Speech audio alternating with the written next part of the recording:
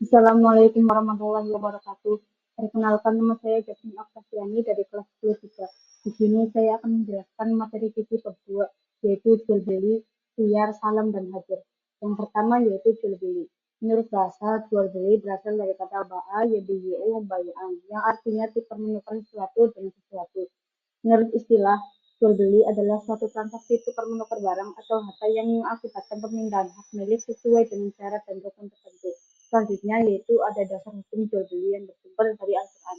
Firman Allah Subhanahu wa taala, "Wa ahallallahu al-bai'a wa harrama riba", yang artinya dan Allah telah menghalalkan jual beli dan mengharamkan riba. Quran surat Al-Baqarah ayat 275.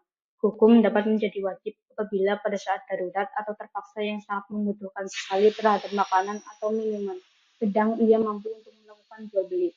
Yang kedua, sunnah, apabila dilakukan dengan niat yang baik, dalam keadaan sukarela, dan sesuai dengan prinsip-prinsip syariah yang diajarkan dalam Islam.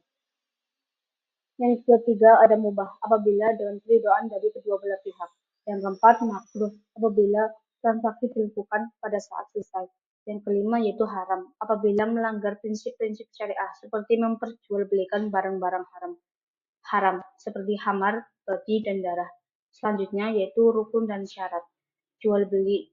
Rukun jual beli. Yang pertama ada penjual, yang kedua ada pembeli, yang ketiga ada barang atau harta yang diperjualbelikan, yang keempat ada uang atau alat bayar yang digunakan sebagai penukar barang, dan yang terakhir ada level ijab kabul.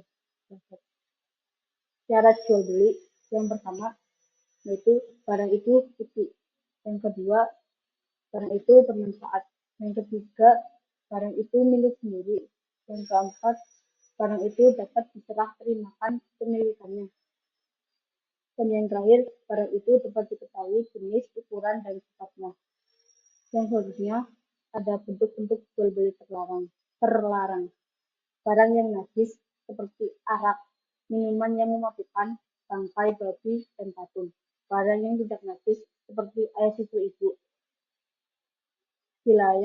dilarang karena riba, yang dilarang karena samar-samar atau belum jelas maslahatnya. Yang jual beli bersyarat, lalu dilarang karena menipu, curang, atau karena merugikan orang lain atau mengganggu gerakan pasar. Yang kelima dilarang karena maksiat. Selanjutnya ada hikmah jual beli. Masing-masing pihak merasa puas. Yang kedua ada penjual dan pembeli yang berlapang dada ketika mengadakan tawar-menawar akan mendapatkan rahmat Allah.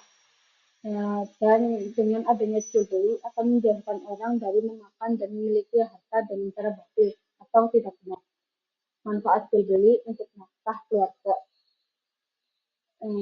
Selanjutnya yaitu pengertian khiyar. Khiyar adalah hak milik pelaku transaksi untuk memilih antara melanjutkan atau mengurungkan transaksi. Khiyar memiliki beberapa klasifikasi, yaitu yang pertama khiyar mutlak. Hak khiyar yang diberikan kepada pelaku transaksi untuk membatalkan atau melanjutkan akad selama masih di tempat akad. Yang kedua khiyar sayap.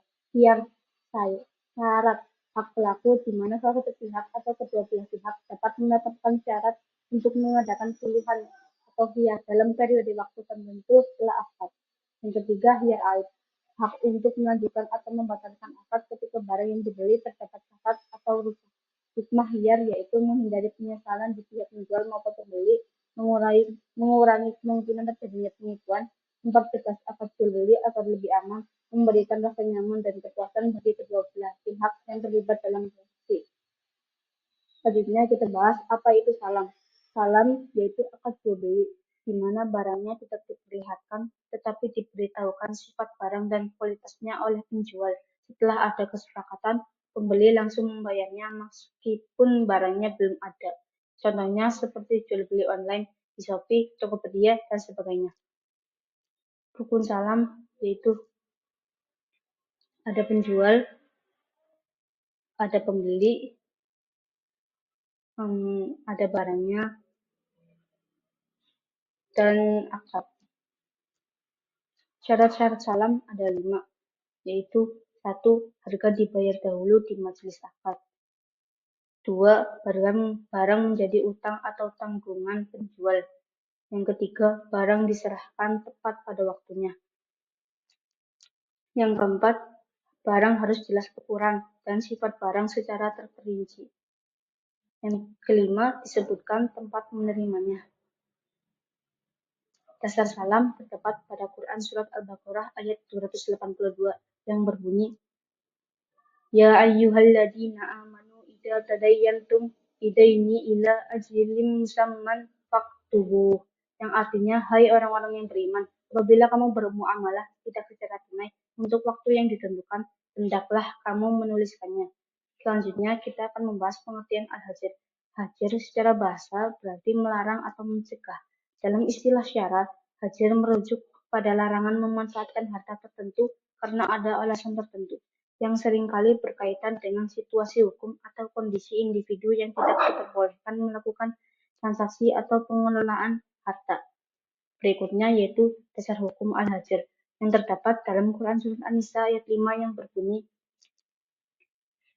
Wala tu'tus sufaha'a amwalakumul lati ja'alallahu lakum qiman.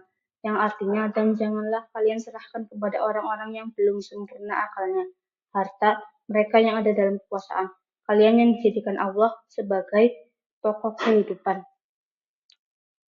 Berikutnya yaitu ada beberapa orang yang tidak diperbolehkan menurut Imam Qadhi Abu Syuja Ahmad bin Husain bin Ahmad al-Asfahani berpendapat bahwa ada 6 orang yang tidak diperbolehkan mengelola harta, yaitu 1. Anak kecil atau sobi, yang kedua orang gila, yang ketiga orang bodoh atau idiot, yang keempat orang bangkrut yang terlilit hutang atau muflis, yang kelima orang yang sakit dikhawatirkan mati, yang keenam hamba saya yang tidak diizinkan berdagang oleh tuannya.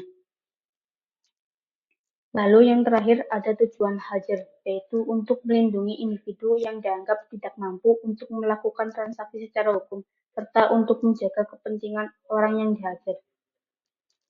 Demikian beberapa hal yang bisa saya sampaikan pada kesempatan kali ini. Saya mohon maaf apabila ada tutur kata maupun tindakan yang kurang berkenan. Dengan ini saya ucapkan terima kasih. Wassalamualaikum warahmatullahi wabarakatuh.